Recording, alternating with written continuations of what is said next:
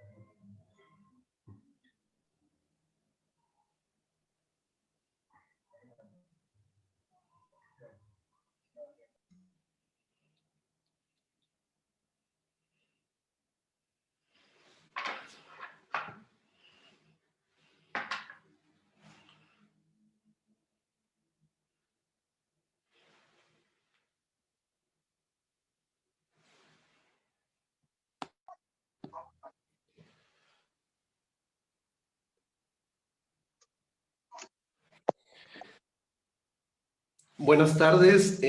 Vamos a esperar un par de minutitos más para iniciar con esta plática que tenemos el día de hoy. Ya está por aquí con nosotros el juez Juan Antonio Rubio Gutiérrez, quien será nuestro invitado esta noche. Solo un par de minutitos más, si nos permiten. Y daremos inicio con esta transmisión de esta plática sobre la audiencia de tutela de derechos. Unos minutos más e iniciamos. Gracias por su compañía y en breve empezamos.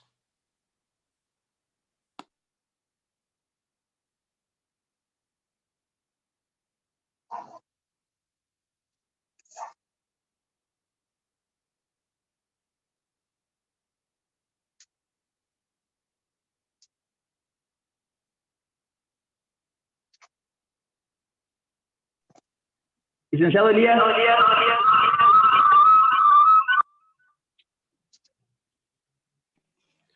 Hola, buenas tardes. ¿Cómo está, mi estimado? Bien. Ya damos 2 minutitos, 7:05 empezamos. ¿Qué le parece, su señoría? Bien.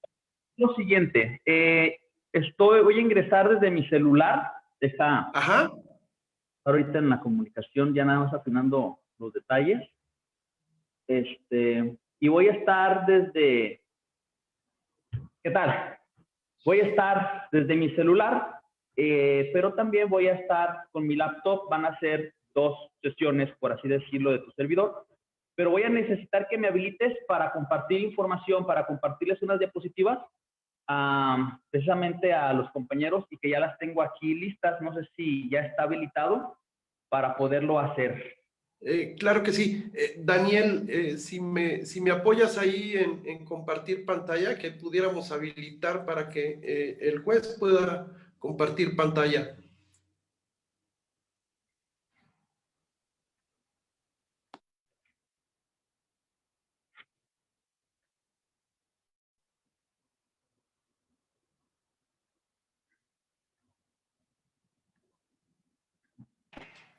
Me informan que ya en cualquier momento usted podrá compartir pantalla. Si gusta, en cuanto iniciemos, usted podrá compartir su pantalla. Muy bien, entonces...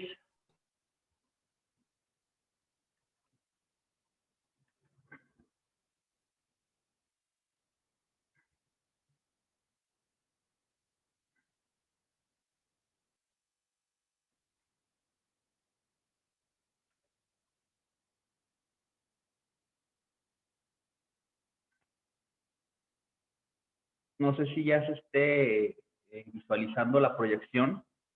Si me pudieran apoyar. Aún no sé, aún está como el explorador donde están los archivos, aún no se proyecta. Ok, entonces vamos a tratar de nueva cuenta.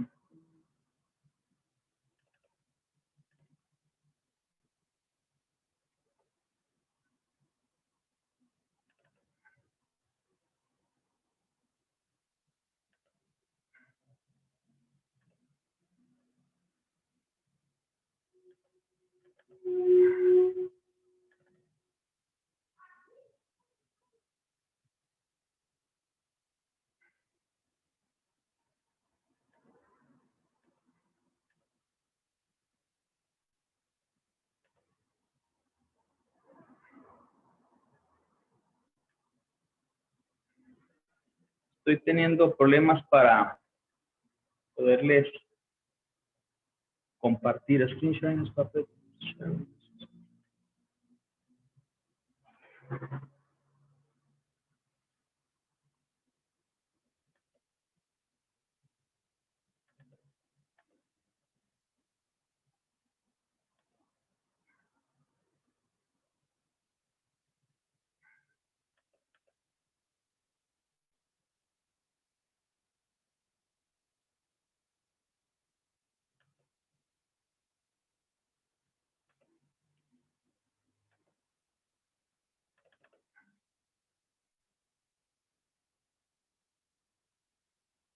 Mira, de hecho tengo complicaciones porque estoy, aquí ya me parece que está compartiéndose, pero puedo ver, mira, ya está. Ok, ya está, ahora sí. Compartiéndose. Ahora.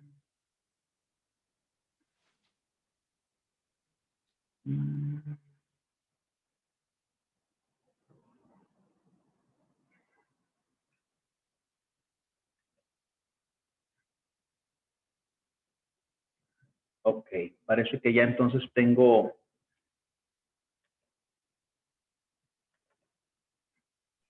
Bueno, buenas noches. Ya. Bueno.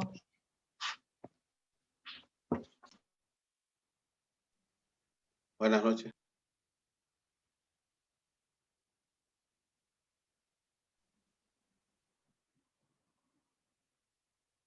Ok, entonces. Muy bien, licenciado Elías, entonces parece que ya está, se pudo proyectar, ¿verdad? Y ya nos Así es. podemos. Ok, nada más entonces.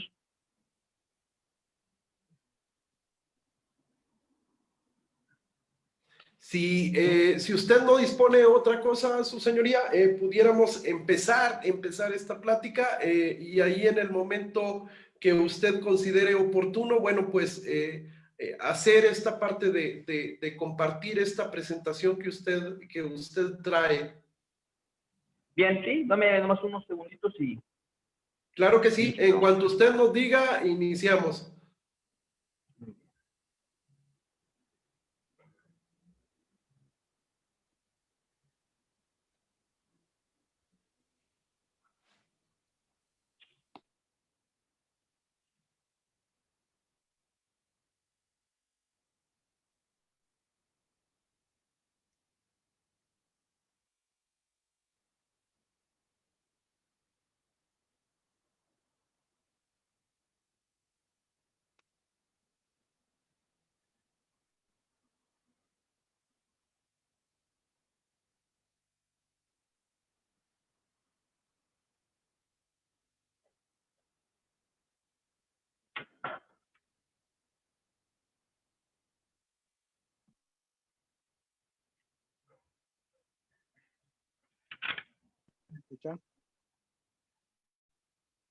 Listo, a sus órdenes, mi estimado. Comenzamos. Muchísimas gracias y muchas gracias a todos aquellos que se están conectando. Gracias por asistir a esta plática, a este diálogo que tenemos el día de hoy con el maestro Juan Antonio Rubio Gutiérrez. Bienvenidos sean todos ustedes, bienvenidos. Bienvenido, maestro Juan Antonio Rubio Gutiérrez. Nuestro invitado el día de hoy es juez de control y de enjuiciamiento en el Poder Judicial del Estado de Jalisco, con sede en Tequila. Él está por allá en el Distrito Judicial de Tequila. Bienvenido, su señoría. Es un gusto saludarle. Es un gusto nuevamente poder compartir con usted un ratito, que nos platique de sus experiencias, que nos platique de sus de todo su trayecto y sobre todo de estos criterios que usted ha acuñado durante este ejercicio como juez de control y de enjuiciamiento y sobre todo respecto de estos temas de la tutela de derechos. Muy bien, primeramente, Elías, muchas gracias por la invitación. Es un honor estar con ustedes. De veras que cuando tuvimos el contacto para poder generar esta charla, me emocioné mucho. Primeramente, pues bueno, la invitación y esas ganas que tenemos siempre de poder aportar nuestro granito de arena para que pues la cultura jurídica se vaya incrementando, ¿verdad? Y en segundo, pues bueno, sabiendo la gente que pudiese estar haciendo otras actividades, está aprovechando su tiempo y precisamente algo que no tiene precio es el tiempo, así que vamos a hacer que ese tiempo que están invirtiendo el día de hoy valga la pena. Y su servidor, con lo poco que conozca el día de hoy, se los voy a dar a entender, a enseñar, perdón, y también voy a tratar de darme a entender en ciertos criterios que yo tengo, que no se trata que deban de comulgarlos, o no se trata que porque alguien piense diferente esté equivocado. Al contrario, esto es precisamente enriquecedor. Vamos a tener, bajo la mecánica que ustedes vayan manejando, una sesión de preguntas, respuestas, materia disponible para poder platicar de este tema tan interesante, tan polémico, que es la audiencia nominada de tutela de derechos. Así que muchas gracias por la invitación a la universidad, toda la gente, y estamos listos, licenciado Carrizales, para comenzar. Muchísimas gracias y efectivamente previo a que iniciemos, a que entremos de lleno a esta charla, yo quisiera darles algunos pormenores a los compañeros abogados, a los estudiantes, a quienes nos están siguiendo en esta transmisión, sobre todo a los que están aquí en esta plataforma de Zoom. Miren, el objeto de estas pláticas, de estas sesiones, más que una conferencia, queremos que sean pláticas, que sean un diálogo abierto para que todos podamos, como bien dice el juez Juan Antonio Rubio Gutiérrez, pues poder converger en puntos y en los puntos donde tenemos divergencia, pues bueno, llegar a una discusión y construir nuevos conceptos. Esa es la finalidad de estas pláticas. A nombre del Directorio Jurídico Nacional de Abogados en México les damos la bienvenida, les agradecemos su presencia, asimismo del Centro Universitario Millennium. Si estamos en casa, pues bueno, vamos a aprovechar este tiempo que estamos en casa mientras dure esta pandemia, y qué mejor haciéndolo que estudiando, que repasando, que aprendiendo nuevos criterios jurídicos como los que el día de hoy va a compartirnos el juez Juan Antonio Rubio Gutiérrez. Dicho lo anterior, les quisiera pedir, por favor, que los asistentes en la plataforma Zoom, si pueden apagar sus micrófonos para efecto de que no tengamos ninguna distracción. Luego entran otros micrófonos y bueno, se pierde lo que estamos diciendo. En ese sentido, les queremos pedir, por favor, que mantienen sus micrófonos apagados. También quien guste tener activada su cámara, pues adelante, bienvenido. Lo ideal es que todos la tuviéramos activada. Sabemos que hay algunas fallas técnicas y todas esas cuestiones. Entonces, en la medida de lo posible, pues si podemos tenerlas encendidas. Para el tema de las preguntas y respuestas, si queremos, por favor, que estas sean al final de la sesión, pudiéramos abrir un periodo para algunas preguntas, algunas respuestas. Quisiéramos pedirles que sean temas abstractos, preguntas concretas, porque luego nos ha sucedido en algunas otras pláticas que, bueno, vienen y quieren plantearle en unos segundos al invitado un tema en particular, un caso concreto, y bueno, pues a veces eso es un poco complicado porque en unos segundos no podemos resumir todo un expediente y mucho menos el juez va a poder resolverlo con esa prontitud ante el desconocimiento de toda la información que contiene el expediente. En ese sentido, nuevamente les reiteramos el deseo de que las preguntas sean concretas, sean directas y bueno, pues en la medida de lo posible, pues vamos a darle participación a todos aquellos que quisieran formular alguna pregunta. Les decía, al final de la sesión podemos hacer esta abrir este apartado de preguntas y respuestas. Dicho lo anterior, pues nuevamente agradecerles la presencia a todos ustedes, a todos aquellos que se están conectando. Veo que en las redes sociales se siguen conectando, y eso pues nosotros en Abogados en México, en el Centro Universitario Millennium, pues lo agradecemos el favor de su atención y de su preferencia. Dicho lo anterior, vamos a entrar a tema porque, como dice el juez, tenemos poco tiempo y pues hay que aprovecharlo, hay que aprovechar este tiempo con calidad. Su señoría, nuevamente bienvenido. Pues vamos a iniciar algunos temas: el debido proceso y la tutela judicial efectiva. Por ahí, el debido proceso es un complejo, tiene una definición compleja, puesto que no solo influye en los límites que le pudiéramos poner a la autoridad, al Estado, sino que también incluye una serie de garantías. En el debido proceso encontramos este acceso a la tutela judicial efectiva, un recurso efectivo, sencillo, claro, preciso, rápido, pero sobre todo eficaz. En ese sentido, para iniciar este diálogo, primeramente, su señoría, el debido proceso y la tutela judicial efectiva.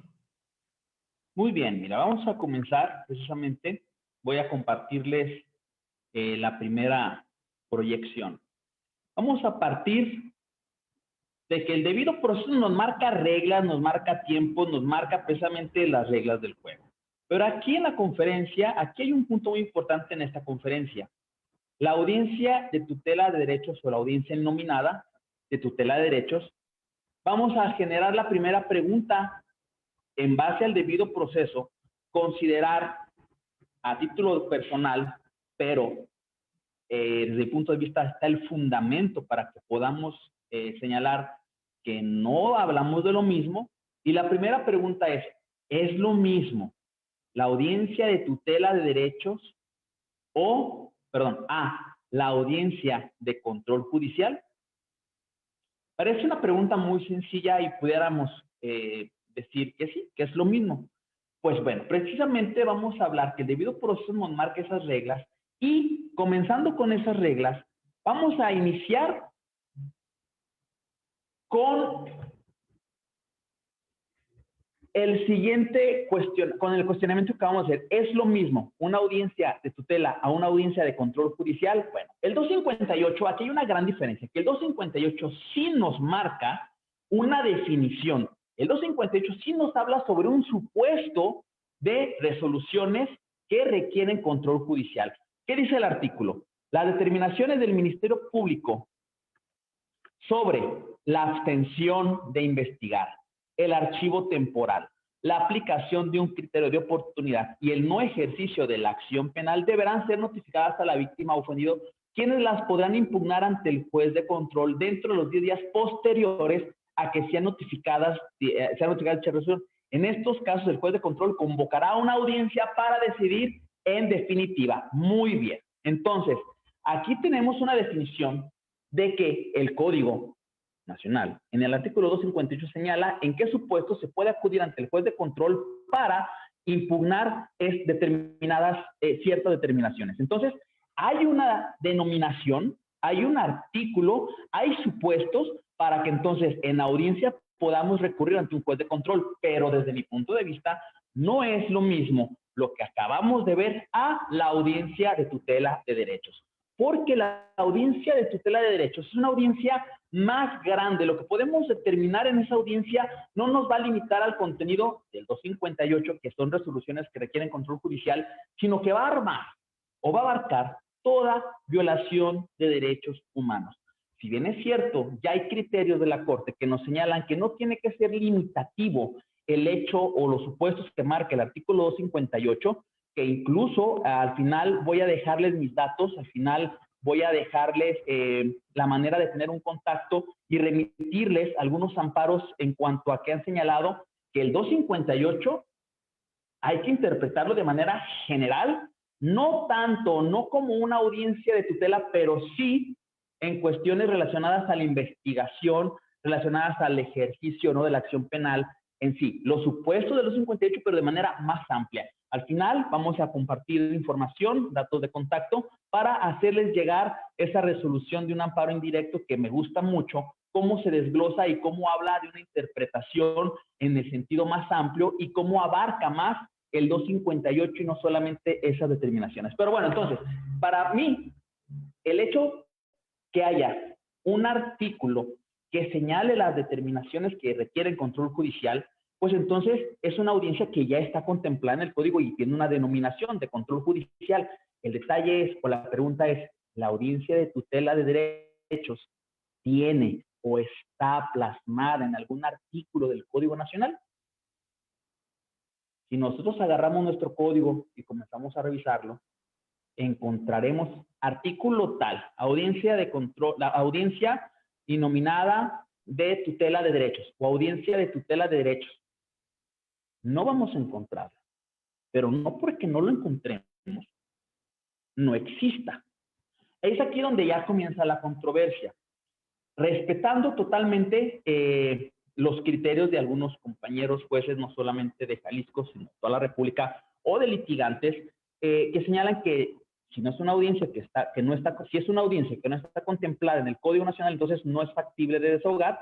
Pues bueno, el día de hoy, en esta conferencia, desde mi punto de vista, vamos a poder hacer un desglose jurídico del por qué sí existe, aunque no esté con un punto y coma, pero como sí existe una audiencia de tutela de derechos, aunado a que en la Ciudad de México ya existen 2 juzgados de tutela de derechos. 2 juzgados especializados en pura materia de tutela de derechos. Entonces, quiere decir que sí existe la audiencia de tutela de derechos, pero también quiere decir algo bien importante, compañeras y compañeros, que la audiencia de tutela de derechos es amplísima. Es amplísima porque va a abarcar todo lo relacionado a la violación de derechos humanos. ¿Qué puede ser entonces violación de derechos humanos? Infinidad de circunstancias. Así entonces, en esa infinidad de circunstancias, va a haber una infinidad de supuestos en los cuales se pueda interponer una audiencia de tutela de derechos. El día de hoy vamos a hablar, al final, de algunos ejemplos más comunes, que es lo que de una manera común se argumenta o se requiere para que una audiencia de tutela de derechos sea procedente y bajo qué argumentos. Muy bien, entonces, vamos agarrando, ya va agarrando forma esta conferencia en decir, oye, pues, la audiencia de tutela de derechos no está contemplada tal cual en nuestro Código Nacional, sí está contemplada la audiencia que requiere control, las audiencias o los actos, perdón, que sí requieren un control judicial, más no la audiencia de tutela de derechos. Bueno, siguiente punto entonces, es que también el Código Nacional nos marca en su artículo 252 actos de investigación que requieren autorización previa del juez de control. Entonces, fíjese cómo el código determina ciertas circunstancias donde es necesaria la intervención del juez de control, pero insisto, la audiencia de tutela de derechos no está contemplada literalmente bajo un artículo, pero sí existe bajo una interpretación que vamos a ver más adelante. Entonces, conclusión, la audiencia de tutela no es una audiencia de control judicial conforme al 258, la audiencia de tutela no es una audiencia conforme al 252, que son actos de investigación que requieren autorización previa del juez de control.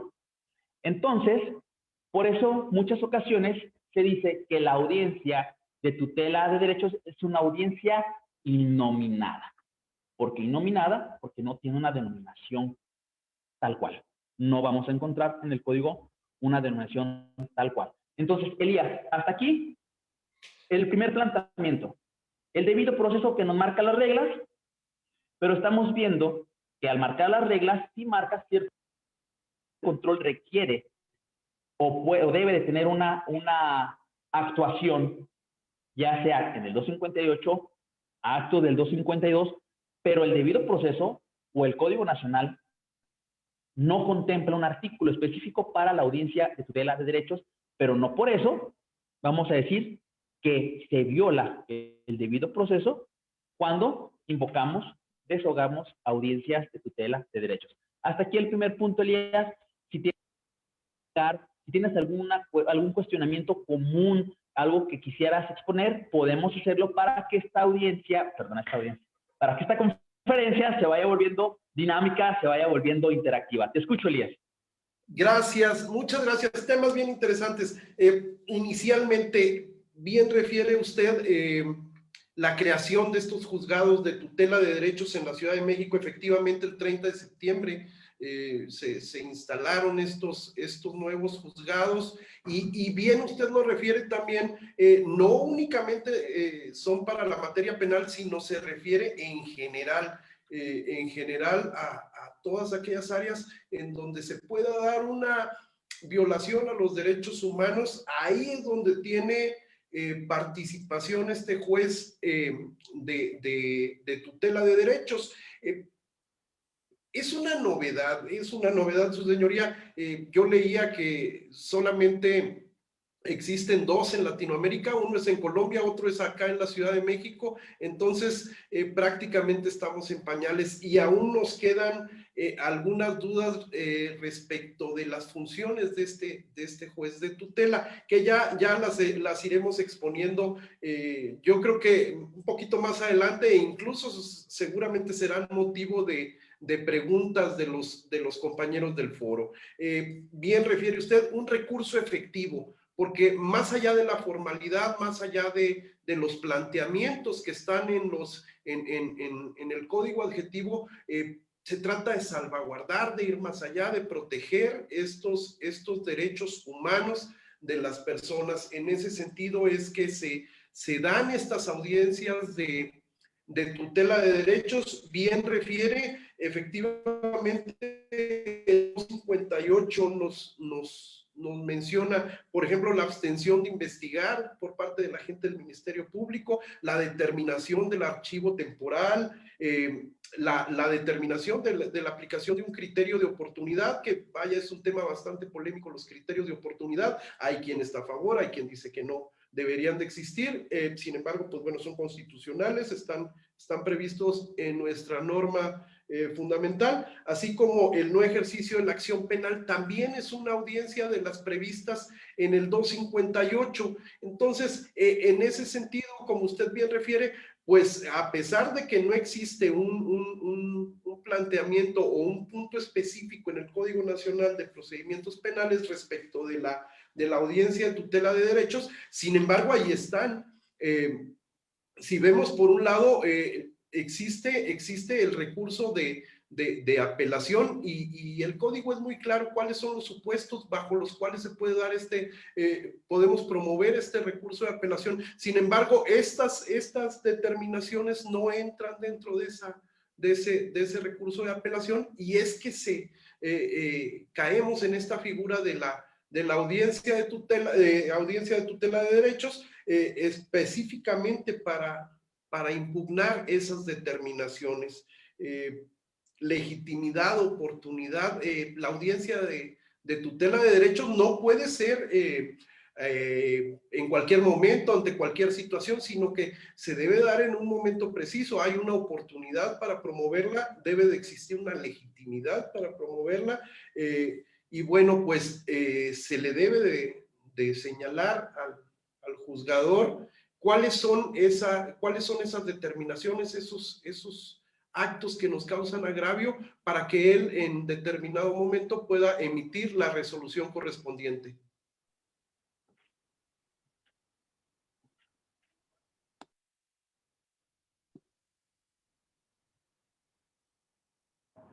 Su señoría, respecto de estos puntos de los actos, de las hipótesis del 258, en su experiencia.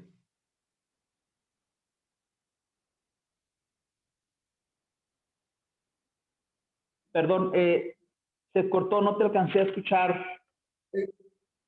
Comentaba estas hipótesis contenidas en el artículo 258 y preguntaba usted, en su experiencia, su señoría, estos actos, estas hipótesis, cuando se actualizan la audiencia de tutela de derechos bajo su mando, bajo su decisión. Bueno, es que aquí hay una diferencia, hay que hacer la acotación. El 258, desde mi punto de vista, no es una audiencia de tutela de derechos. Desde mi punto de vista, y voy a proyectarles en este momento precisamente para empezar a ver el desglose jurídico del nacimiento de la audiencia de tutela de derechos, porque el 252, o en este caso 258, nos habla sobre determinaciones específicas que pueden ser combatidas ante el juez de control en la audiencia. Pero recordemos que la audiencia de tutela de derechos es una audiencia que va por la violación a los derechos humanos de las personas. Entonces, te voy a proyectar precisamente ese razonamiento, esa cascada jurídica que hice, que el hecho de que no exista un artículo en específico que diga audiencia de tutela de derechos, no significa que no exista. Mira, aquí en la proyección podemos advertir, aquí esto le estoy aumentando, muy bien. Vamos a hacer, o vamos a preguntar, ¿por qué será el juez de control quien deba de resolver este tipo de circunstancias? Porque el artículo en su párrafo 14 señala precisamente lo siguiente: los poderes judiciales contarán con jueces de control que resolverán en forma inmediata y por cualquier medio las solicitudes cautelares, providencias precautorias y técnicas de investigación de la autoridad que requieran control judicial, garantizando los derechos de los indiciados y de las víctimas ofendidos. Deberá existir un registro eficiente de todas las comunicaciones entre jueces, Ministerio Público y demás autoridades.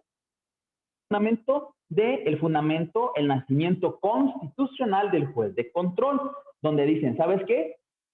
Aquí, juez de control, naces. Pero entonces, el artículo, en relación al artículo primero de nuestra Carta Magna, es donde entonces la figura del juez de control tiene que comenzar a hacer valer, respetar los derechos humanos de las personas, en que en una audiencia, es la audiencia innominada de tutela de derechos.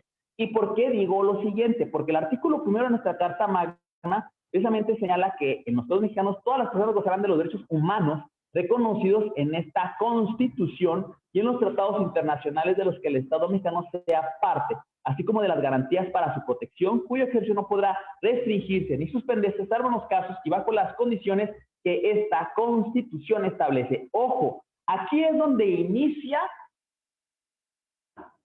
de la audiencia de tutela de derechos que debe de ser desahogada por el juez de control. Observemos. Todas las autoridades, ojo, ya aquí ya dijo, todas las autoridades en el ámbito de sus competencias tienen la obligación de promover, respetar, proteger y garantizar los derechos humanos de conformidad con los principios de universalidad, interdependencia, indivisibilidad y progresividad. En consecuencia, el Estado debe investigar, sancionar y reparar las violaciones a los derechos humanos en los términos que establezca la ley.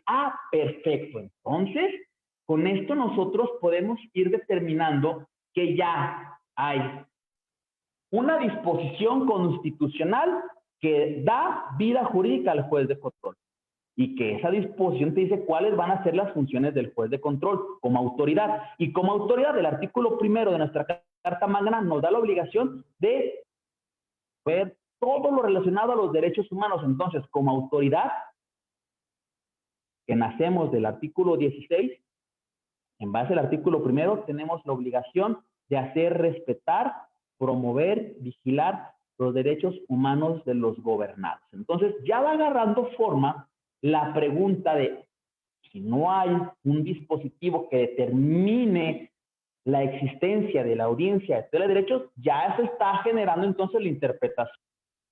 Dispositivos, vimos ahorita constitucionales, ahorita vamos a ver los procesales de la audiencia innominada de tutela de derechos.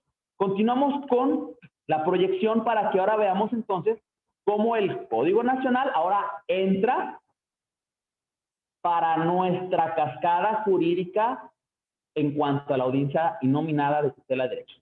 Nos vamos al artículo 3 del Código Nacional y nos vamos a la fracción séptima. la denominación o en el juez de control, órgano jurisdiccional del fuero federal o del fuero común que interviene desde el principio del procedimiento y hasta el dictado del auto de apertura a juicio oral, ya sea local o federal.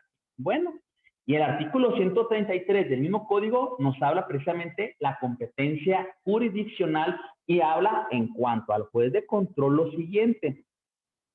Juez de control, con competencia para ejercer las atribuciones que este código le reconoce desde el inicio de la etapa del auto de apertura a juicio.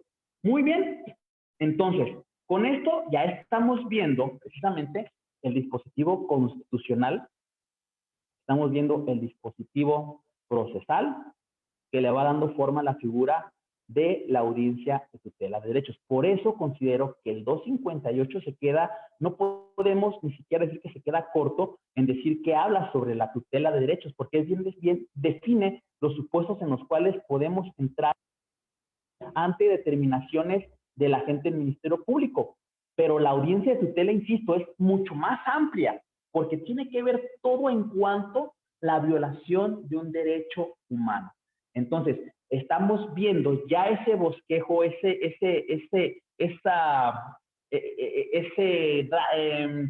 cascada jurídica, como lo estoy tratando de decir. Y ahora, en mi libro, precisamente, tengo relacionada al juez de control. Y dice que precisamente en el manual que vamos a platicar en un momento más adelante, que gracias a Dios está agotada la 5ª edición, ha tenido una respuesta impresionante, en solo casi 3 meses se agotó. El día de hoy, bueno, más bien mañana por la mañana nos llega un tiraje adicional, vamos a platicarlo más adelante, pero en mi libro trato de explicar las cosas como lo estamos viendo el día de hoy. Sencillo, considero que la mejor forma de hacer las cosas es la directa, sin formalismos, respetando el debido proceso, respetando todo lo que tenemos como jueces, como ministerios públicos, como defensores, respetando, pero a su vez hacerlo de manera rápida, eficaz, eficiente, como lo dice nuestro amigo magistrado presidente del tribunal, magistrado Daniel Espinosa Licón. Eficaz y eficiente. O sea, tenemos que entonces atender a esas dos cuestiones para que el sistema acusatorio vaya avanzando y se... Hago mención de esto. Tenemos que decir que el juez de control actúa durante las etapas de investigación intermedia como órgano jurisdiccional garante de los derechos constitucionales, legales y humanos del imputado. Ojo, del imputado, de la víctima o del ofendido, con atribuciones de supervisión y de control de los actos ministeriales durante la investigación y, en la etapa intermedia, para la preparación de la etapa de juicio conforme a las facultades y atribuciones previstas en la Constitución Federal y en el Código Nacional de Procedimientos Penales. Y señalo la tesis aislada, número de registro 2.020.807. Fíjense lo interesante que hay. Dice, el juez de control actúa como órgano jurisdiccional garante de los derechos constitucionales, legales y humanos. Ahí tenemos entonces la relación con el artículo 1 de nuestra Carta Magna. Pero no solamente, por eso la audiencia de tutela de derechos es una audiencia increíble y por eso hay 2 juzgados en México. Imagínense la carga de trabajo, porque no es solamente aplicable, no es únicamente aplicable a los derechos del imputado, como lo vimos, de la víctima o del ofendido. O sea que si a la víctima o al ofendido también consideran que se les está violando un derecho humano, acuden a la audiencia de tutela de derechos. Pero creo yo que no solamente debe de ser hacia el imputado y hacia la víctima u ofendido. Creo y no creo. Estoy seguro, y es un criterio que yo manejo, que cualquier persona que se vea relacionada directa o indirectamente con una carpeta de investigación, con una violación de un derecho fundamental. ¿Por qué?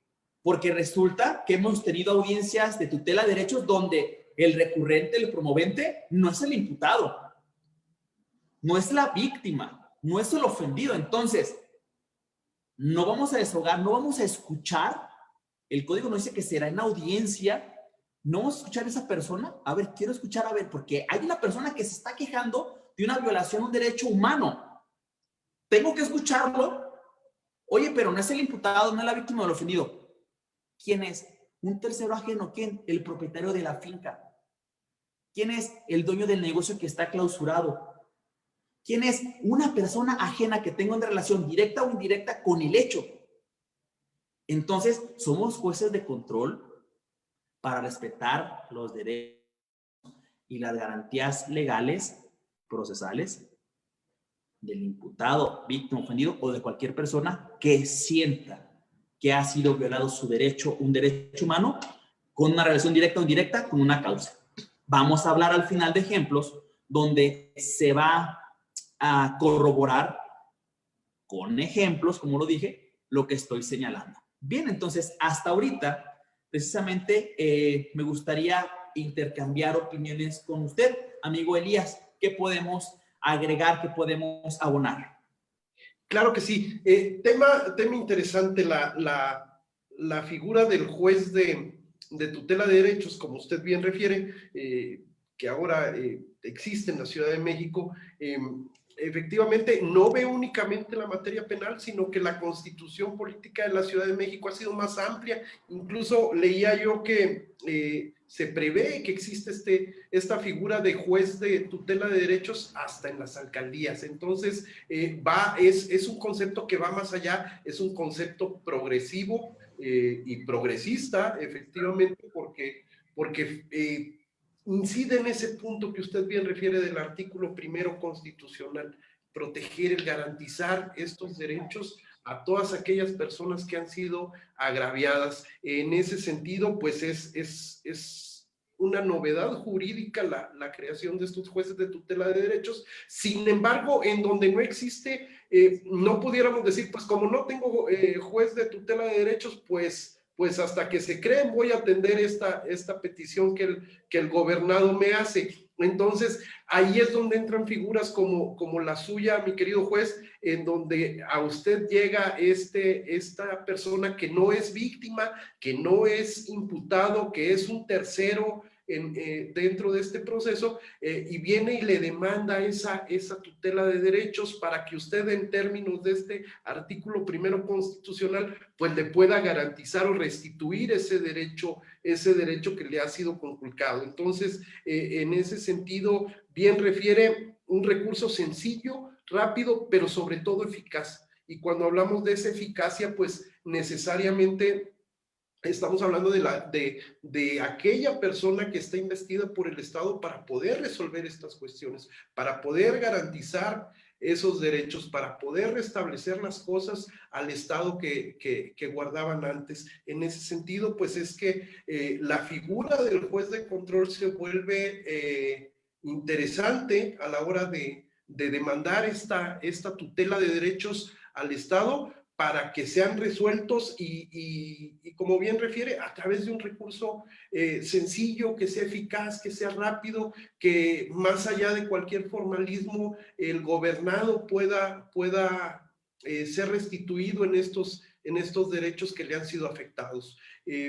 No sé si sea el momento procesal oportuno, su señoría, para que hablemos de cómo se da esta petición al juez de control, en este caso, al juez de tutela. ¿Cuál es el mecanismo para activarlo? Porque en este ejercicio de esta audiencia, hay colegas que nos comentaban, ¿y cómo puede uno acceder a la tutela, a esa audiencia de tutela de derechos? Tenemos un concepto jurídico muy común los abogados, entonces redactamos nuestra solicitud al juez de control, solicitándole la audiencia de tutela de derechos, exponemos cuál es el acto que nos causa agravio, la legitimidad con la que promovemos, y le señalamos que es oportuno, que es el momento oportuno para que así sea. Pero desde el concepto suyo como juzgador, su señoría, ¿cuál es esa dinámica para que el gobernado pueda acceder a la tutela de derechos? ¿Cómo un gobernado puede ir ante usted? Porque bueno, legítimamente diríamos, pues de la forma más sencilla posible, basta con que pida, ¿no? Basta con que pida para que el órgano jurisdiccional pues se pronuncie sobre esa petición. Pero desde su concepto, su señoría. Bien. Recordemos que el sistema acusatorio tiene la característica de que, a diferencia que el sistema mixto inquisitivo, que se podía presentar un escrito con 50, 200 hojas, pues a diferencia en el sistema acusatorio es solamente pedir la audiencia y sobre eso entonces, ¿sí me escuchan? No se escucha. Se escucha muy bajito, su señoría. Muy bajo. Muy bien, entonces, a ver, vamos a hacer lo siguiente. ¿Así ya me escuchan mejor? ¿Ya me escuchan mejor? Aún muy bajo. No, sí. no se escucha. Escucha muy bajito.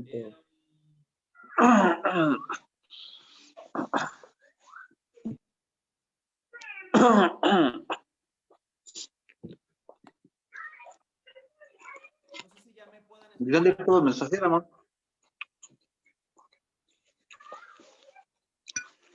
¿Me pudiera apoyar? No sé si ya me escuchan mejor. Su señoría, no se escucha, maestro. No sé si tuvieran poderse acercar un poco más al micrófono o no sé si hay alguna interferencia por ahí. Bueno, vamos a hacer lo siguiente. Sí, parece que hay una interferencia. No sé si ya me escuchan mejor.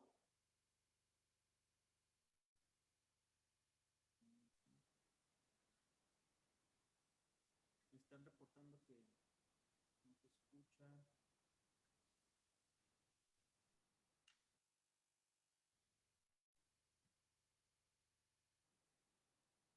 No sé si ya me escuchan mejor.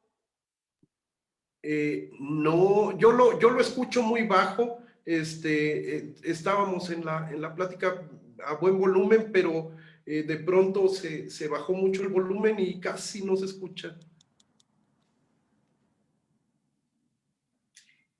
Battery time. Battery time. Bueno, ya voy a hablar más fuerte.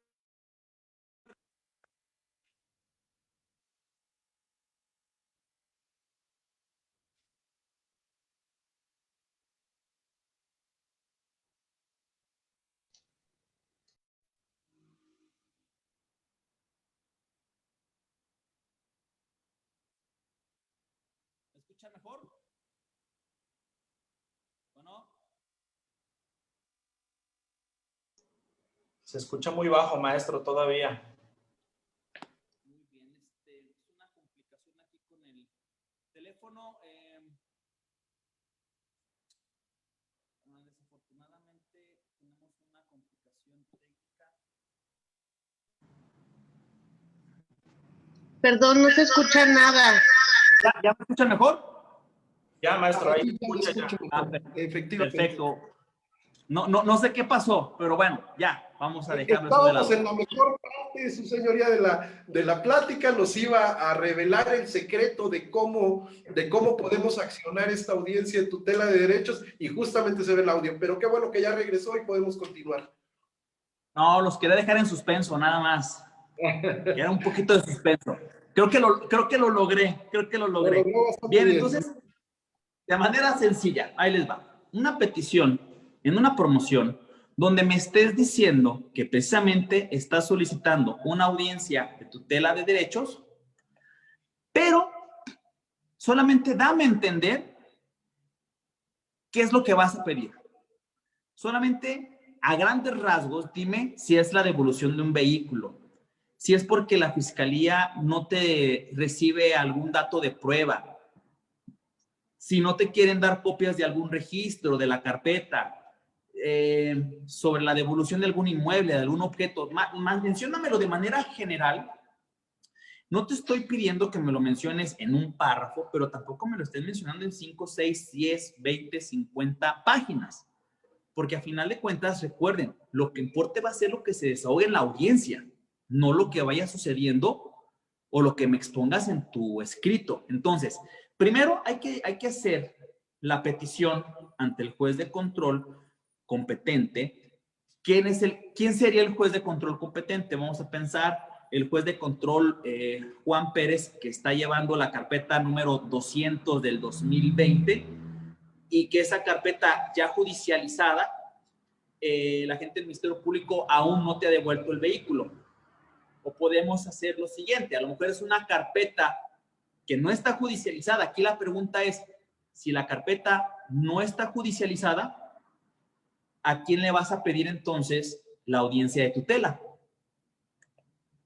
Pues ahora será al juez de control que esté en turno, porque no está judicializada, no tiene asignado a un juez, así entonces al juez de control del turno. Bueno, entonces ya que está definido si es al juez de control que tenga ya una causa, una carpeta con conocimiento, o si no se ha judicializado al que esté de turno, pues entonces dime qué carácter tienes, si eres imputado, si eres víctima, si eres ofendido.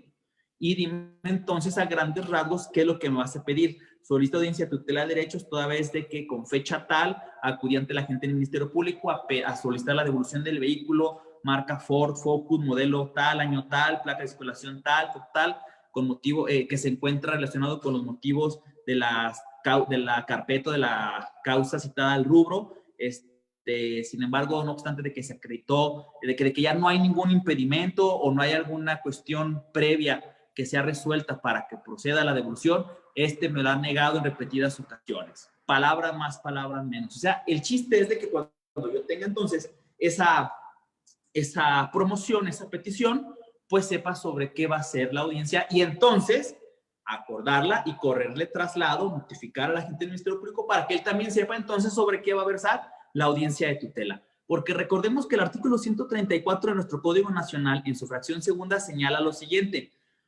Dice 134, en el ámbito de sus respectivas competencias y atribuciones son deberes comunes de los jueces y magistrados los siguientes. Fracción 2, respetar, garantizar y velar por la salvaguarda de los derechos quienes intervienen en el procedimiento. Así que entonces tenemos la obligación, como ya lo mencionamos, y que precisamente deberes de los jueces es hacer, respetar y garantizar, y como dice la fracción primera, resolver los asuntos sometidos a su consideración, y de igual manera la fracción cuarta, atender oportuna y debidamente las peticiones dirigidas por los sujetos que intervienen en el proceso penal. Entonces, número 1, compañeros, definir si es un juez de control en específico o un juez de control en turno. 2, el carácter que tenemos, víctimas, ofendidos, imputados o terceros. Ahorita vamos a entrar en ese punto.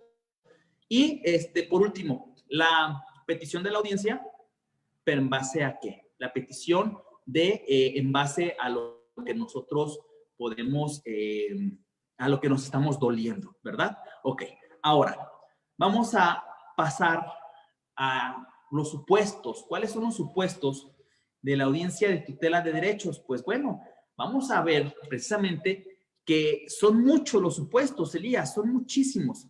Sin embargo,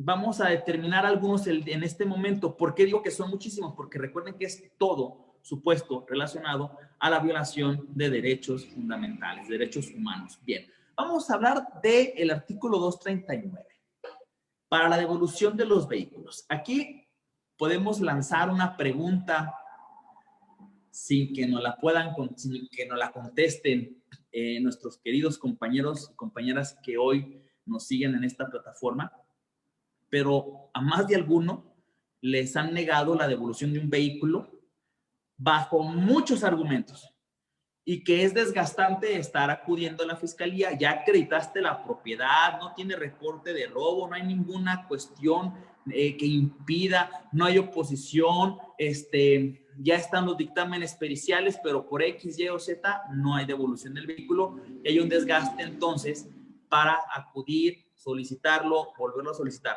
Compañeras y compañeros, ya no se desgasten. Ya no hay necesidad de desgastarse ante un agente del Ministerio Público que a lo mejor por la carga laboral, por cuestiones de políticas internas, no lo sé, se respeta a final de cuentas, pero no hace, no lleva a cabo la devolución de un vehículo, pues entonces, ¿qué hay que hacer? Acudimos a una audiencia de tutela de derechos. Y entonces, analizando de nueva cuenta el 239, pues nos habla de los requisitos, si están colmados los requisitos para la devolución, pues ¿por qué no me lo devuelves? ¿Cuáles son esos requisitos? Pues bueno, tratándose de delitos culposos, precisamente, se pueden entregar en depósito a quien se legitime como poseedor, propietario. Previo a ello, pues se tiene que verificar, uno, que el vehículo no tenga reporte de robo. No tiene reporte de robo, yo lo compré, mi cliente lo compró, no tiene reporte de robo. Dos, no se encuentre relacionado con otro hecho delictivo. Claro que no, fue un hecho culposo, iba para el trabajo y hubo un accidente. Tres, se haya dado la oportunidad de otra parte de solicitar y practicar los peritajes necesarios. Aquí es muy importante, compañeros, que pongamos una pausa. Muchas ocasiones es la justificación para que no se entreguen los vehículos porque señala la gente del Ministerio Público que faltan dictámenes periciales por recabar. Bueno, nadie está obligado a lo imposible, pero sí tenemos que darle seguimiento a las peticiones. Si el agente del Ministerio Público, ustedes solicitaron la devolución de un vehículo, vamos a pensar, los hechos fueron en julio del año 2020. Fue el hecho, un delito culposo. Y en julio de 2020 ustedes acreditaron la propiedad, no tiene reporte de robo. Vamos hasta ahorita palomeando todos los requisitos del 239, pero resulta que van en julio, agosto, septiembre, van en octubre a la agencia del Ministerio Público a solicitar la devolución. Ya presentaste todo, pero no han llegado los dictámenes de causas viales ni de valoración de daños. Entonces, vas ante la gente del Ministerio Público y te dice, es que no me han llegado los oficios, los dictámenes. Podemos decir, bueno, pues si es necesario, a final de cuentas, quizás para el de causas viales no es tan necesario que se tengan los vehículos, porque pues mediante la ciencia, la física o las matemáticas, pues se puede determinar en gran mayor probabilidad, certeza quién es el que tuvo la responsabilidad. Pero bueno, para los daños sí es necesario ver los vehículos. Incluso pues, se tiene que analizar el impacto, si esa pieza se puede reparar, si tiene que ser reemplazada, si no afectó otras partes internas del vehículo, etcétera, etcétera. Así se necesita. Entonces, el fiscal te va a decir en octubre, no te puedo devolver el vehículo porque no tengo los dictámenes periciales. Me hace falta el de valoración de daños. La pregunta es, ¿se justifica que bajo ese argumento no me devuelvan el vehículo? Sí se justifica, pero déjame ver cuándo lo pediste, déjame ver cuándo le solicitaste a Ciencias Forenses los dictámenes. Vamos a ver cuándo lo recibieron, vamos a ver, porque en muchas ocasiones en las audiencias la fiscalía argumenta, señor juez, no es posible devolvérselo toda vez de que aún falta el dictamen de causas viales y el de valoración de daños para ser integrados a la carpeta de investigación. Y tú puedes decir, pues, está bien, si no está en el dictamen no te lo puedo devolver, pero pregunta a gente del Ministerio Público. Los hechos fueron en el mes de julio del 2020. Nos encontramos en enero del 2021. ¿Cuándo solicitó los dictámenes periciales? Señor juez, esta fiscalía lo solicitó mediante oficio número tal el día 10 de julio del 2020. Julio del 2020, julio, agosto, septiembre, octubre, noviembre, diciembre, enero, 6 meses. Gente del Ministerio Público, y no obstante de que la fiscalía, de que Ciencias Forenses recibió la solicitud de elaboración de dictámenes, y usted no los tiene, aún no los cuenta, ¿qué ha hecho en cuanto a pedir esa recepción de los dictámenes periciales? Señor juez, esta fiscalía ha estado entablando comunicación vía telefónica con el director del Departamento de Dictámenes Periciales, quien nos informa que debido a la carga de trabajo no le es posible remitir el dictamen que hoy es motivo de nuestra atención. Y pregunta para ustedes, compañeros. ¿El Código Nacional señala medios de apremio o señala que le hables por teléfono a la persona para decir, oye, ¿cuándo me mandas el dictamen pericial? Artículo 104, fracción primera, Ministerio Público. Es donde entonces ahí ya estamos viendo donde aparte como ustedes debe de tener todos estos argumentos para que haciéndolos valer el juez de control entonces los pueda aplicar en la audiencia y que al final de cuentas se determine, agente del Ministerio Público, usted ya tuvo el tiempo suficiente no para hacer llamadas, sino para utilizar los medios de apremio que marca el Código Nacional para hacer cumplir sus determinaciones. Al no hacerlo, usted está incurriendo en una responsabilidad porque entendemos que nadie está obligado a lo imposible. Entendemos la carga laboral que tiene ciencias forenses. Lo que no entendemos es, lo que no se puede entender en este momento es que usted, teniendo medios de apremio, no los haga válidos y que se tenga entonces 6 meses con demora para la obtención de un dictamen pericial, razones por las cuales se le otorga, no vas a dar la devolución de ese vehículo, porque hace falta el dictamen. Entonces, se le otorga a agente del Ministerio Público el término de 24, 48. Aquí ya depende entonces de lo que haga falta, ya también del criterio del juzgador. A veces dar 24 horas es muy mal, pero bueno, a lo mejor se le otorga al Ministerio Público el término de 48 horas para que haga las gestiones y obtenga el dictamen pericial que hace falta. En caso de que usted no lo tenga, se dará vista a Contraloría o a control interno de la Fiscalía. ¿Qué pasó aquí en esta petición, abogados? Bueno, no había un dictamen pericial, faltaba un dictamen pericial, razón por la cual no se te puede devolver el vehículo, pero entonces obliga a que se hagan las gestiones necesarias y que ese dictamen pericial, una vez que se tenga, pues entonces se pueda resolver. Entonces, ¿qué es lo que muchas veces hacemos también? Y estos son consejos para ustedes. No solamente es decirle al Ministerio Público, ordenarle que en 48 horas o en 72 obtenga el dictamen pericial, sino decirle, y una vez que lo tenga, tiene 24 horas para resolver conforme a derecho proceda en la devolución. Ojo, no le estoy diciendo que lo devuelva por esta circunstancia, porque hace falta ver el dictamen pericial. Le estoy diciendo si ya está todo conforme a derecho. ¿Qué sucede en muchas ocasiones? Llega el dictamen pericial, si ya está acreditado todos los supuestos del 234, pues entonces se da la devolución. Si no se da la devolución, entonces me pides otra audiencia para yo escuchar al MP. Oye, Ministerio Público, se dieron los supuestos del 234, te escucho para ver por qué no devolviste el vehículo. Entonces, muchas ocasiones, y esto también les dejo de tip a ustedes, que le soliciten al juez de control, señor juez, y sobre todo en este momento también, de que una vez que el Ministerio Público tenga el dictamen pericial, en 24 horas resuelva mi petición de tutela de derechos para no verme obligado a recurrir de nueva cuenta y por economía procesal, si ya lo tiene y el último que le falta, pues que él resuelva conforme a derecho considere pertinente. Ayúdenme que los ayudaremos.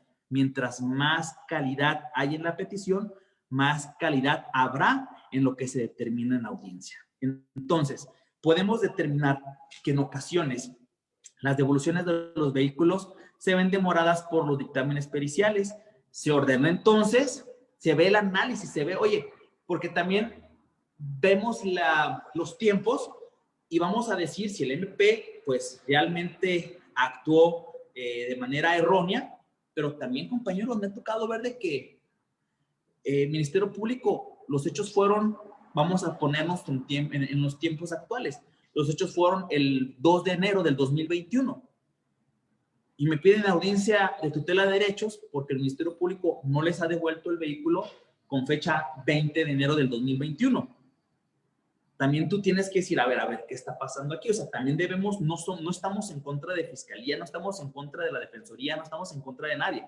Estamos en contra de las circunstancias adversas o anómalas y aquí tú puedes decir, Ministerio Público, las razones por las cuales no se ha devuelto, señor juez, con fecha 5 de enero se solicitó a Ciencias Forenses el dictamen de causas viales y valoración de daños, y a la fecha no lo tenemos. Defensa, sí, señor juez, pero ya pasaron 15 días y la gente del Ministerio Público no ha hecho nada.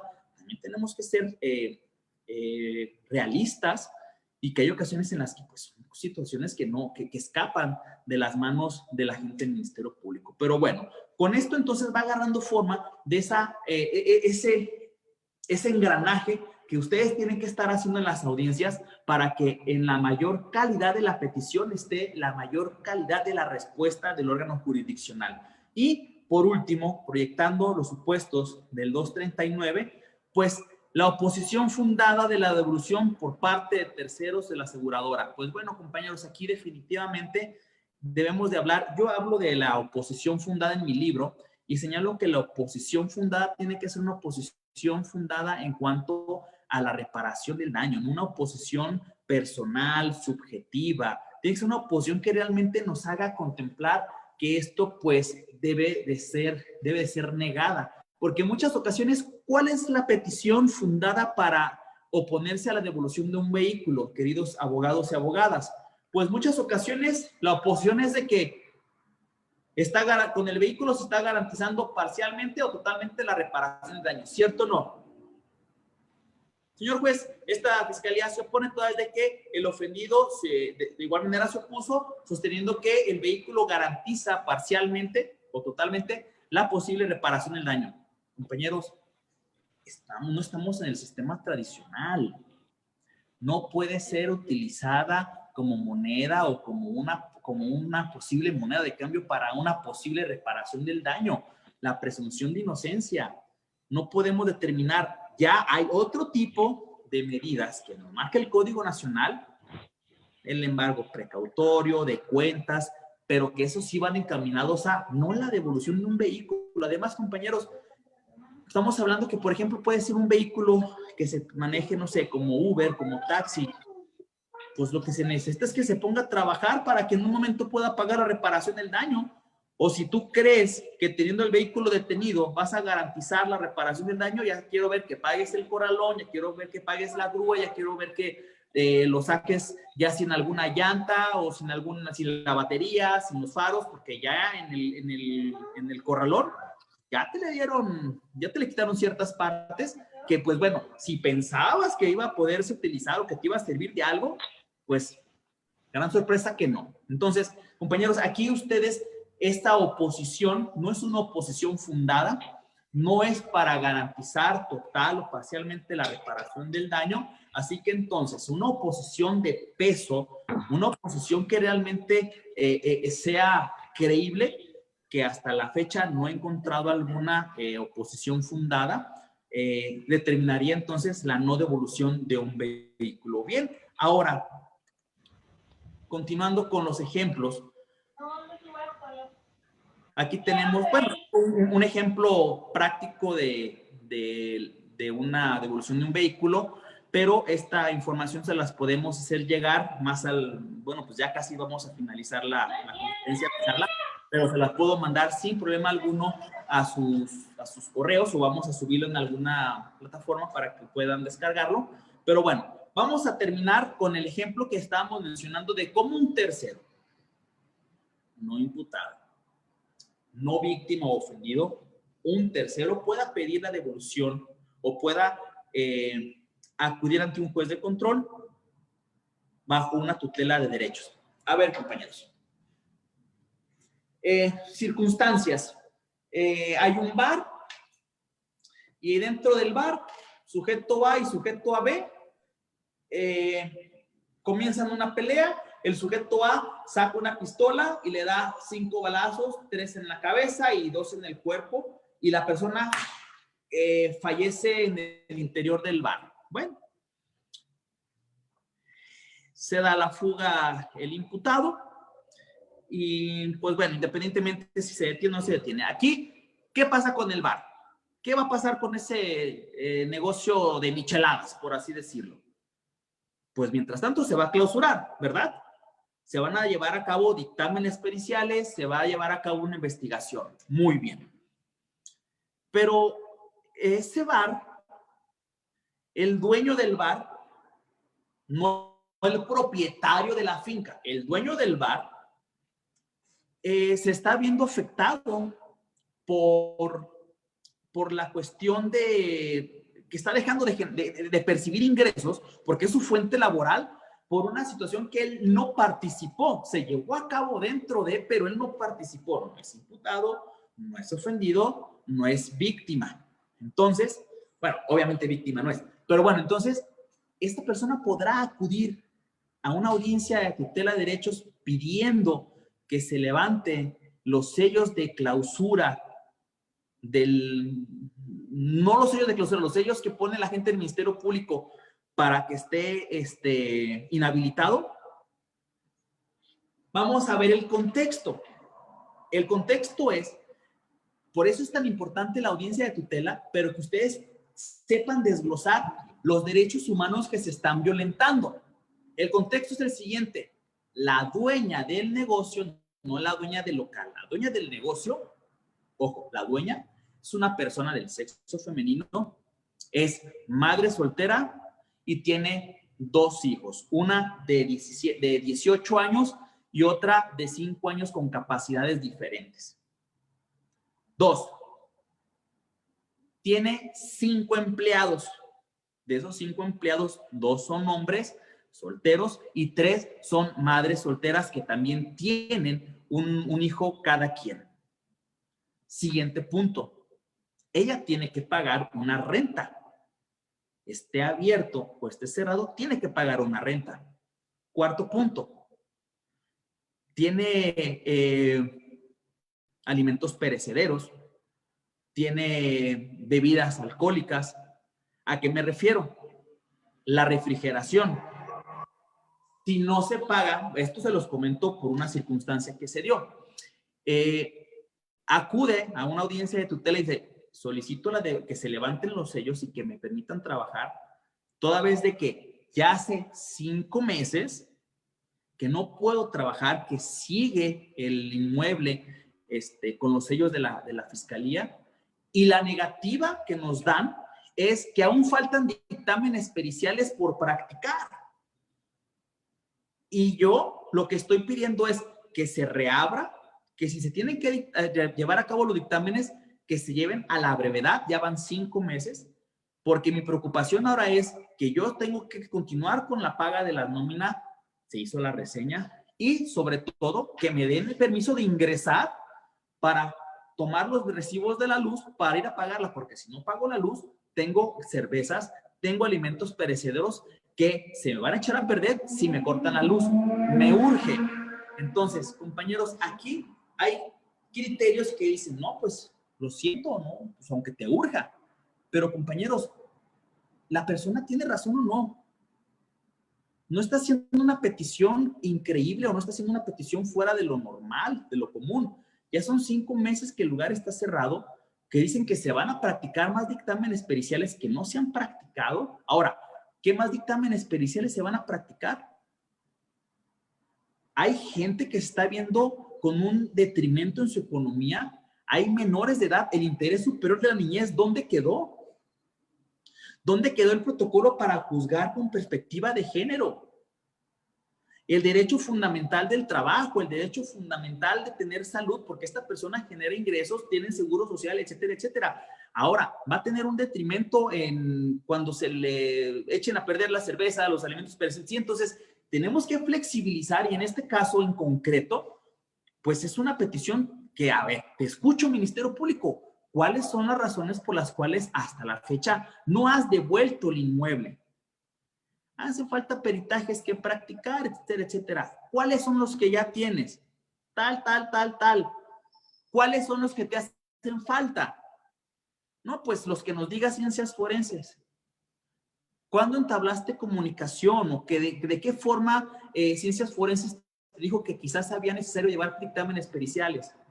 No, pues desde el inicio, pero tienes 5 meses que no te dice cuáles dictámenes, ¿verdad?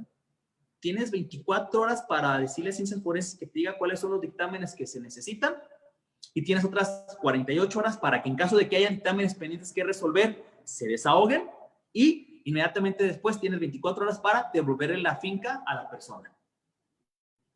Compañeros, tenemos que ser garantes de los derechos humanos de todas las personas. La dueña del negocio no es imputada, no es ofendida, pero está causando un detrimento no solamente a ella, sino a toda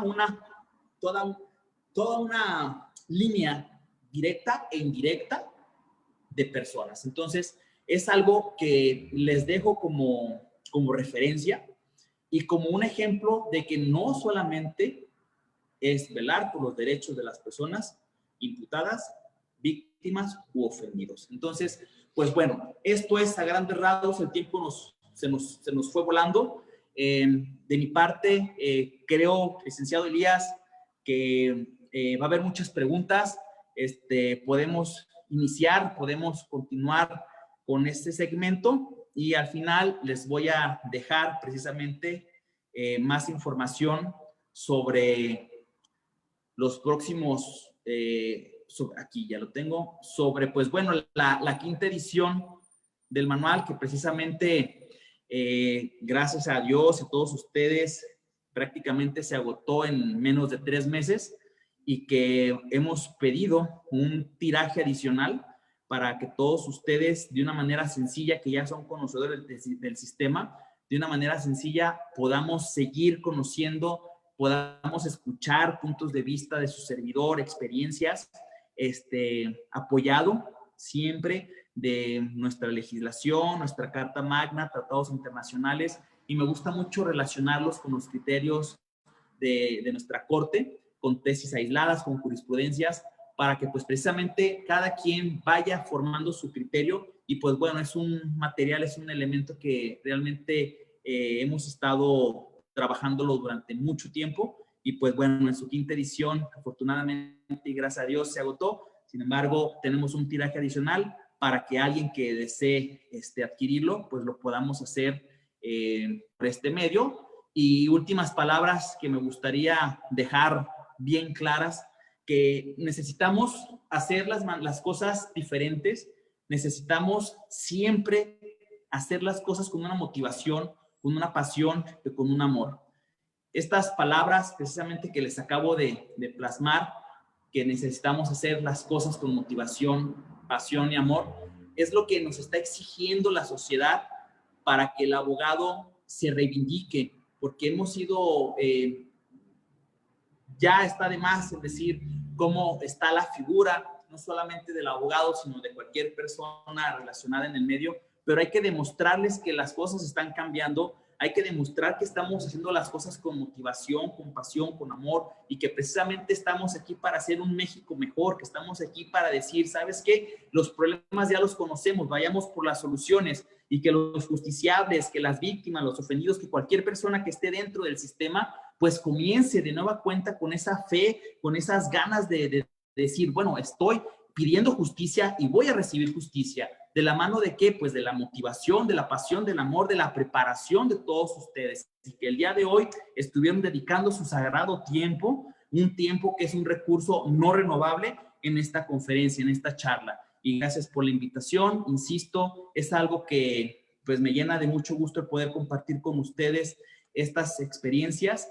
Y pues para finalizar, le dejo los datos de contacto aquí de su servidor, la página de Facebook de Juicios Orales Jalisco, del instituto, como pudieron ver en la parte trasera. Estamos aquí en la sede que tenemos en Zapopan, Jalisco, en Rafael Sanzio, 171. Y pues bueno, está mi número celular. Cualquier contacto podemos hacerlo por parte de la página de Juicios Orales Jalisco, que pues bueno, dicho sea de paso, servidor es quien la maneja, y podemos tener ahí la comunicación, podemos enviarle las diapositivas que así lo requieran, y que incluso si alguien desea precisamente hacerse llegar alguno de los ejemplares, bueno, ya está muy usado porque es el que llevo a diario, pero pues bueno, del nuevo tiraje, es una herramienta para todas las personas que ya están dentro del sistema y para quienes están comenzando, es una herramienta muy útil y precisamente sabemos que la condición económica no es lo más favorable,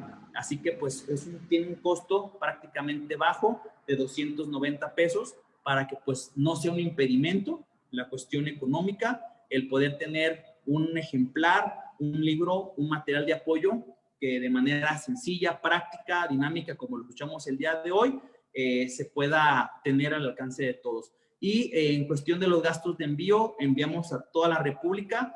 Hay un costo de 100, 120 pesos, dependiendo de la distancia, pero a final de cuentas sigue siendo algo demasiado, es un costo demasiado bajo para los beneficios que podemos tener. Por ahí no recuerdo quién fue el que dijo que vacía tus bolsillos en tu mente, que tu mente llenará tus bolsillos. Así que, abogados, enhorabuena, gracias por la atención. Queda a sus órdenes. Estamos en la página del Facebook de Juicios Orales Jalisco. Y maestro Elías, ya me consumí todo el tiempo, pero lo escucho, perdón. Ya voy a tomar agua. Muchísimas gracias. Efectivamente, el tiempo apremia. Ya casi estamos llegando al final de esta plática, de este diálogo que hemos tenido el día de hoy. Sin embargo, sí quisiéramos abrir un poquito el micrófono. Yo quisiera antes de cualquier otra cosa, comentarles que yo sí tengo el manual, y es más, hasta lo voy a presumir. Mi amigo el juez, miren, me lo firmó yo tengo la 4ª edición. Cuando nos vimos allá en Guadalajara, que tuvimos la oportunidad de estar platicando, yo tuve la oportunidad de adquirir este magnífico libro, esta magnífica obra, y créanme que ha sido de mucha ayuda. Es un libro de consulta, es un libro muy práctico.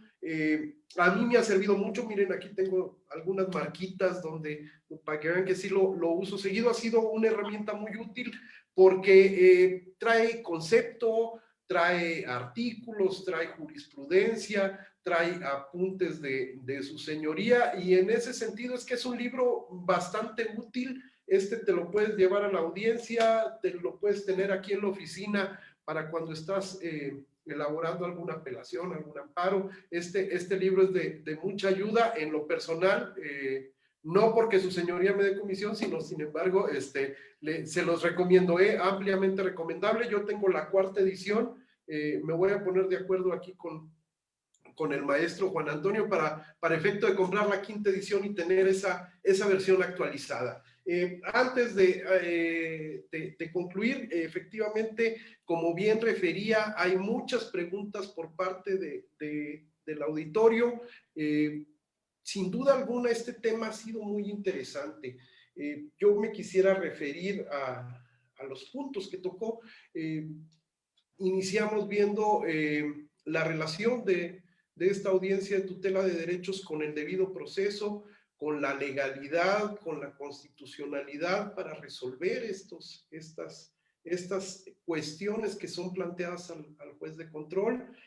Por ahí analizamos las hipótesis contenidas en el 258. Esas son audiencias, se puede decir, nominadas, porque están hipótesis planteadas, y finalmente platicamos acerca de aquellas hipótesis no planteadas en el Código Nacional de Procedimientos Penales, y su señoría nos hizo referencia a algunos casos prácticos. Se nos indicó cómo podemos hacer la solicitud de desaudiencia, cuál es la mecánica para desahogar estas audiencias, y nos señala cuál es la posible resolución, cómo son los criterios para resolver esas audiencias de tutela de derechos.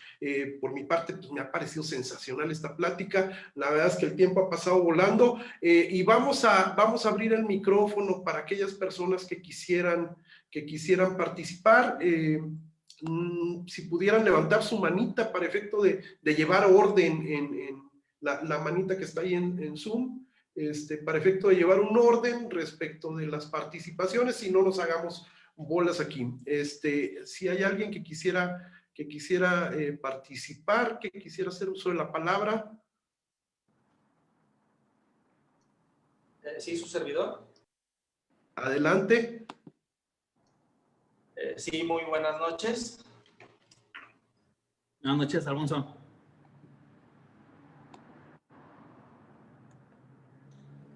Sí, licenciado, adelante. Sí, muchas gracias. Buenas noches. ¿Qué tal, licenciado? Gusto. Gracias, maestro. Un gusto, doctor. Alfonso Salcedo, acá de Guadalajara. Bueno, yo soy agente del Ministerio Público.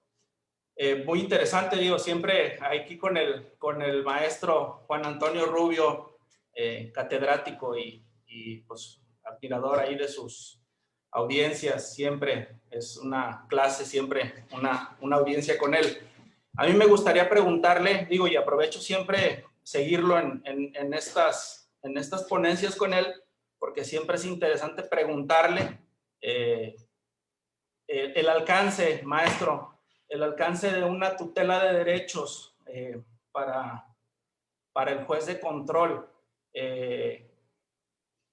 Para mí me sería interesante conocer, sobre todo en asuntos que yo tendería, un ejemplo, patrimoniales.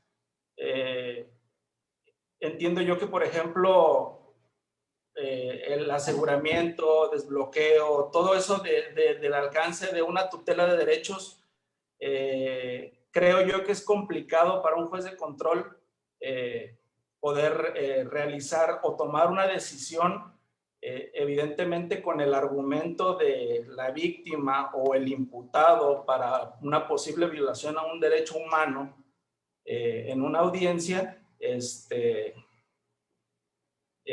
y determinar alguna situación que pueda ser complicada en ese sentido, sobre todo en ese tipo de delitos, ya sea para la entrega de la posesión o entrega o el aseguramiento de algún bien o congelar o descongelar alguna cuenta. Eso sería más o menos, y el alcance total de alguna situación de determinación en una tutela de derechos, maestro.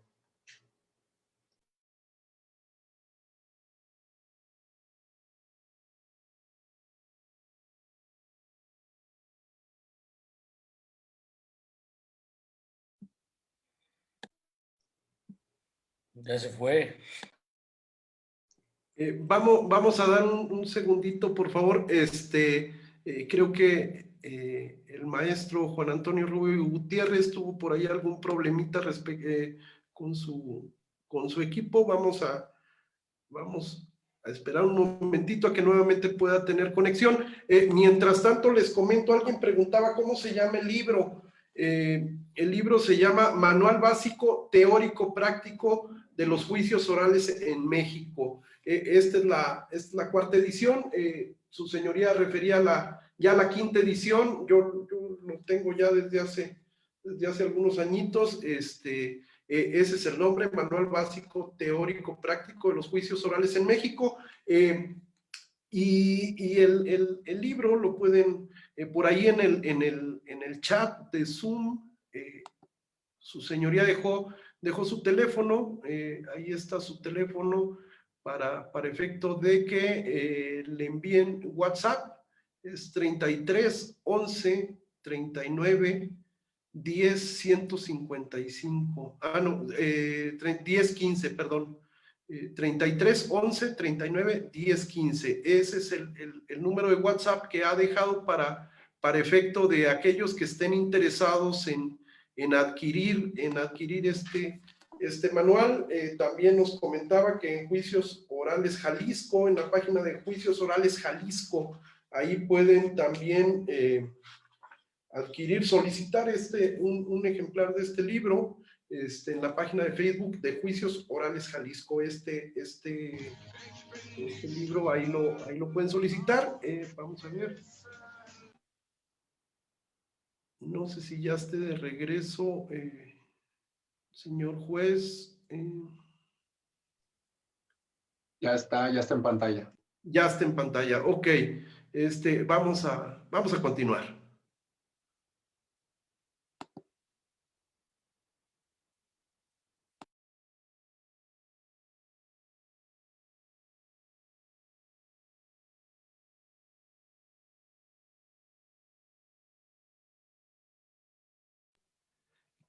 Nuevamente, no lo veo. Creo que hay por ahí algún problemita de conexión. Si alguien desea hacer uso de la palabra, por mientras, en lo que su señoría regresa, quiero aprovechar para comentarles que Abogados en México, Directorio Jurídico Nacional, el próximo lunes, en punto de las 19 horas, tiene otro evento. Se trata de la presentación del libro El hecho que la ley señala como delito y el estándar probatorio en el auto de vinculación a proceso, escrito por el maestro Fernando Allende Sánchez. Este magnífico libro acaba de salir a la venta. Es un libro bien interesante que vale mucho la pena. Presentando este libro estará el doctor Rodolfo de la Guardia, el doctor Loreto Romero Rojas, Miguel Cortés, ex magistrado en Guanajuato, y los invitamos a que se conecten a la presentación de este libro. Va a estar obviamente va a estar el maestro Fernando Allende presentando, dando algunos pormenores de esta publicación. Entonces, los invitamos a que sigan la página del Directorio Jurídico Nacional, Abogados en México, donde estaremos promocionando todas las actividades que realiza esta agrupación, asimismo el Centro Universitario Millennium. Ya estará por ahí el maestro Juan Antonio. Listo, su señoría, si gusta activar su micrófono. Listo, ya estamos de vuelta. Fallas técnicas superadas. Ok, perfecto. Mientras en su ausencia estábamos promocionando algunas otras actividades que tenemos del Directorio Jurídico Nacional de Abogados en México. Y bueno, pues le escuchamos, maestro. Sí, pues agradeciéndoles la participación, la atención. Una disculpa las fallas técnicas, que es parte de la nueva tecnología. Bueno, la tecnología en esta nueva forma de capacitarnos. Bueno, en Jalisco de Daniel Espinosa Liconcias, y que pues es prácticamente los obstáculos que tenemos que superar día con día, la conexión al internet, entre otras circunstancias, pero bueno, es parte de la evolución jurídica y es parte de esta nueva forma de capacitarnos, de instruirnos y de tener contacto con los amigos y poder generar este tipo de foros. De mi parte, estoy muy agradecido. Veo, por ejemplo, que hay varias personas preguntando por el manual. En efecto, por ahí me equivoqué escribiendo el número, pero es 33 11 39 10 15. Me mandan un WhatsApp, yo los voy a remitir con el área de ventas y ya se ponen en contacto para hacer los envíos. Fue un tiraje muy pequeño, en razón de que pues mucha gente nos lo estuvo pidiendo, pero pues sacamos un tiraje adicional y que esperemos que cualquier persona que quisiera tener el suyo, pues ahora sí que no se quede sin el suyo. Y usted vi que tiene ahí la 4ª edición, vi también otras personas que estaban conectadas que tenían la 5ª, la 3ª edición, y pues bueno, ha sido un manual que pues ya han sido varios años desde que salió la 1ª edición, y que hoy en la 5ª pues me da mucho gusto que haya gente que lo tenga como una herramienta jurídica y que pues solamente es el reflejo de lo poco que sabemos, pero que lo hacemos con mucho corazón. Muchísimas gracias. Hay un par de preguntas más. ¿Habrá oportunidad de contestarlas? Sí, adelante. Solo tengo otra conferencia a las 8:30. Nada más me estoy avanzando un poquito, pero adelante. Le corremos. Doctor Rodolfo de la Guardia, adelante, tiene usted la palabra. ¿Cómo está su señoría? Muchas gracias por su tiempo. Gracias. Le agradezco esta estupenda oportunidad para entender mejor el ejercicio de tutela de derechos en la mesa de litigación. Voy a ser muy concreto. Hay mucha confusión todavía entre los operadores, incluyendo los órganos jurisdiccionales, de cuáles son esas audiencias de tutela de derecho, porque a veces se confunden, como usted acertadamente inició su conferencia, pensando que son de las tasadas, de las 258, de las que ya están relacionadas con un fin específico procesal del Código Nacional. Entonces, Como se entiende este ejercicio de tutela de derecho como género, como cualquier audiencia en la cual se va a controlar un derecho humano para que se le repare en términos del cuarteto del artículo 1 constitucional, yo le preguntaría esto. ¿Estima usted, su señoría, que una audiencia de tutela de derechos es una segunda oportunidad al control constitucional en sede instancial del amparo indirecto? ¿O estima usted que entorpece al control constitucional? Lo digo con mucho respeto porque en muchas ocasiones uno va a la tutela de derechos y uno revienta el acto reclamado. Ya no puede ir al amparo indirecto porque uno ya modificó, ya el juez dijo, sí, efectivamente, que se prorroguen, que se den 24 horas, 48 horas. Entonces, ya el acto reclamado desaparece con motivo de esa modificación de la tutela del derecho. Desde luego, bajo esta premisa, pues que todos buscamos que en el ejercicio de la mesa nuestros clientes reciban la reparación del derecho humano conculcado de la manera más rápida. Y principalmente me ponía en este ejemplo tan ilustrativo que usted ponía, el del VAR, ¿no? Pues a lo mejor algún abogado que no conoce el sistema o que no tiene este pragmatismo en el sistema pudo haber pensado en un amparo indirecto y ahí lo está justificando, porque también hay que reconocer otra cosa. Luego nos vamos a amparos indirectos y cuando vamos a la tutela del derecho nos dicen, hey, no, sujétate al control constitucional porque ya lo estás controlando allá, no me lo vengas a controlar acá. Le agradezco su tiempo, señor, y desde luego la valiosa oportunidad de que esté con nosotros. Gracias. Estimado, gracias por la participación, por sus palabras, y tocó un punto muy importante. Hay una delgada línea, de hecho en mi libro menciono algo en cuanto a eso, las funciones del juez de control definidas y las funciones del juez de distrito, porque hay una delgada línea en ciertas circunstancias que se pueden llevar a la par o que se puede considerar que es de esfera federal o que es de esfera local. Hay algunas circunstancias, por ejemplo, ¿qué sucedía antes en el sistema mixto inquisitivo? Si acudías ante la gente del Ministerio Público y no te otorgaba las copias de la averiguación previa, pues entonces te ibas precisamente al amparo indirecto. Ahora ya no es necesario que te vayas al amparo indirecto porque precisamente nos podemos ir a una audiencia de tutela de derechos. Creo yo que el acto reclamado o el motivo de la audiencia de tutela de derechos tiene que ser muy bien analizada por el litigante y considero que hay circunstancias en las cuales puedes optar por irte a una o por irte a la otra opción. ¿Cuál es la mejor? Yo creo que aquí aplica el consejo que les he dado a mis alumnos. La mejor es la que mejor te haya resultado a ti, porque en muchas ocasiones me preguntan, oiga, ¿qué es mejor hacer esto o hacer el otro? Audiencias de vinculación a proceso que hay ocasiones que le echan toda la carne al asador, discúlpenme la expresión, pero que combaten, alegan y les ha funcionado. Hay gente que dice, ¿sabes qué onda? Yo no me desgasto, a mí vincúlame, yo me voy a la apelación. Hay gente que dice, ¿sabes qué onda? No te preocupes, a mí vincúlame, voy a ir a un amparo indirecto. O sea, cada quien tiene su estrategia. Conclusión, hay que analizar muy bien cuál va a ser el acto reclamado o analizar muy bien cuál va a ser el motivo de la tutela para que haciendo una ponderación veamos si es necesaria la intromisión de la esfera judicial federal o si puede ser solucionada de manera local por el juez de control que lleva ya sea el asunto, o sea, el juez de control que conoce de la carpeta o del juez de control en turno. Creo que aquí entonces la respuesta es analizar muy bien cuál supuesto es el que vamos a reclamar y en ocasiones si dices, bueno, es que me puedo ir por la vía del amparo indirecto, me puedo ir por la vía de la audiencia de tutela, pues ahora sí, ustedes conocen su sistema judicial.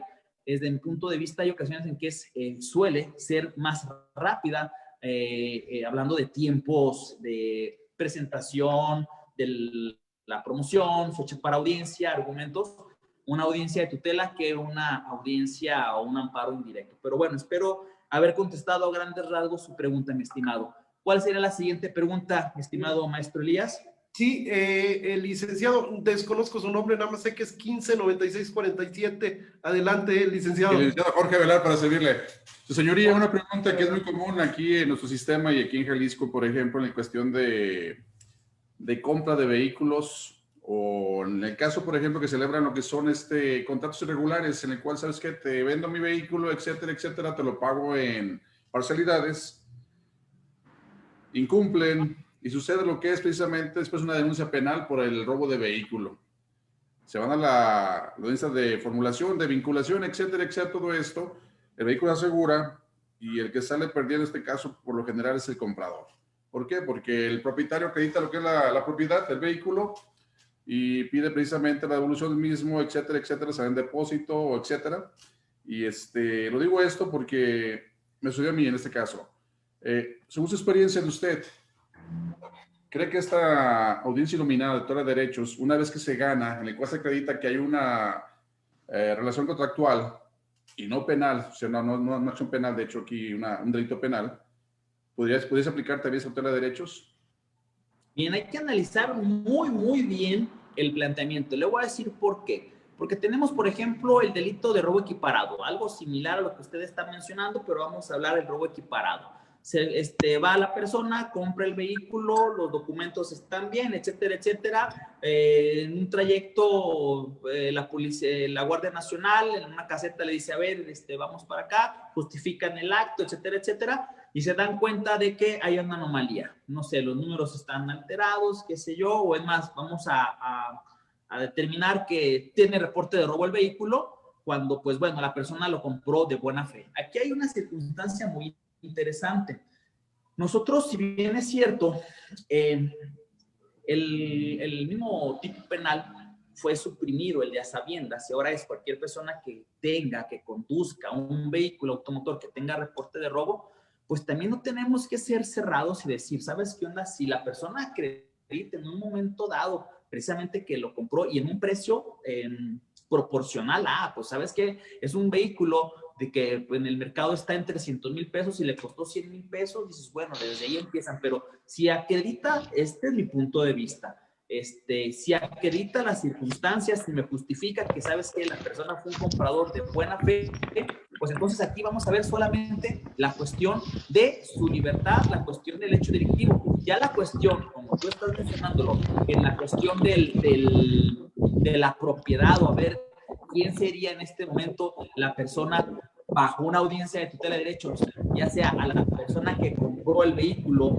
regresárselo, o la persona que fue la que lo vendió y lo reportó como robado. Yo creo que sí se puede devolver el vehículo, pero en calidad de depositario a la persona que acreditó que sí compró el vehículo, pero que sin embargo se acredita que hay un faltante, o sea, una relación contractual, que es materia civil o materia mercantil, pero en manera provisional y en manera de depósito, considero yo que sí, pues sí es factible, porque no tenemos que ser cerrados. A final de cuentas, nos están dando a entender que esto se trata de una acción simulada. Realmente nunca hubo un robo. Hubo a lo mejor algún incumplimiento de contrato que no es materia penal.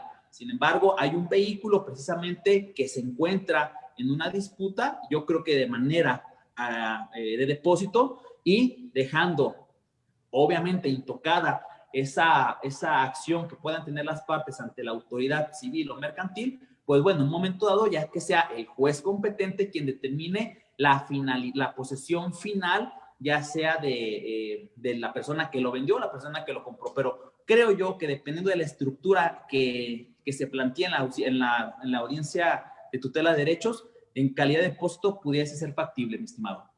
Muchas gracias, su señoría. Para servirle. Y pues bueno, de esta manera vamos a concluir. Muchísimas gracias a todas las personas que se conectaron el día de hoy. Gracias por acompañarnos, por estar aquí. Por supuesto, muchas gracias a su señoría, el maestro Juan Antonio Rubio Gutiérrez. Es un gusto saludarle nuevamente. Esperemos que esta pandemia pronto nos deje volver así como antes, andar en la capacitación, en los eventos, y que bueno, tengamos la oportunidad de saludarnos personalmente muy pronto. Gracias a todos, muchas gracias, señor juez. Siempre es un gusto saludarle. Por último, a nombre de Abogados en México, Directorio Jurídico Nacional, les agradecemos el favor de su atención.